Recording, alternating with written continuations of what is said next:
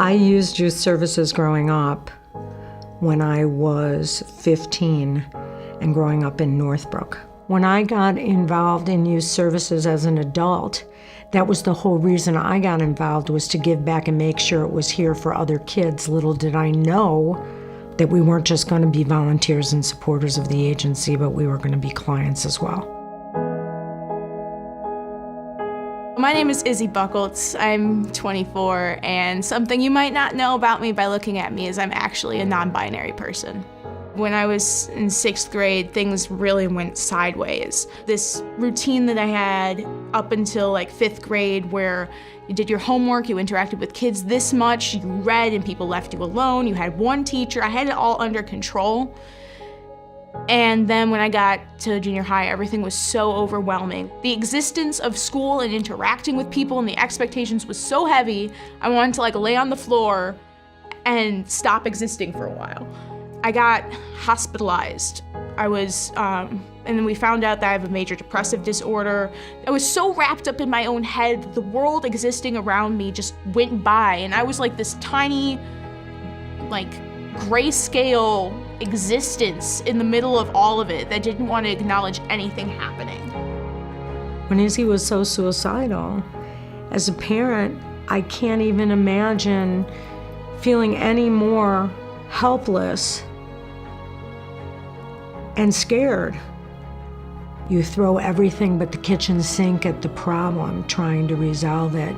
You're trying to protect your family's privacy, you're trying to protect your child's privacy, and inside you're falling apart because you can't solve this alone. It is beyond your pay grade as a parent. It's a crisis like any other crisis in the life of a family, whether it's a parent or a child.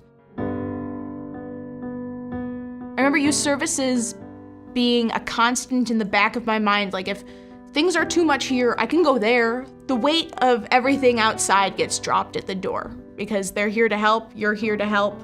It feels like an exhale, like you didn't realize you were holding your breath for a long time.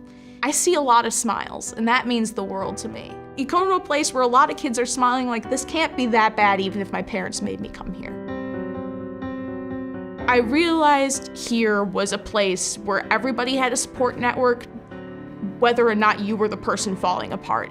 If we needed someone to come in and deal with the school, they were there. If we needed someone to talk about what they were seeing at therapy to our psychiatrist, they were there. It's a whole community of people that are behind you, whether you know it or not. It's a very interconnected thing. Everybody on the wall is interconnected with each other. We're all part of the giant support network of each other's lives.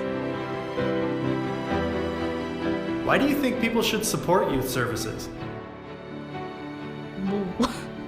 Why should they support youth services? Like, what reason isn't there to support youth services? I mean, it's here for everybody, and anybody can get something from it, whether you're the person helping hand out food or if you're the person getting the help. Like, I mean, there's something for everybody here. And there's no good reason not to support the children of tomorrow. There really isn't. I don't know if I would have made it to college. I don't know if I would have made it past high school. Like, it's hard to imagine the help that my parents would have tried to get me if it wasn't youth services. It saved me growing up, and it's continued to help our family moving forward. Youth services saved our family.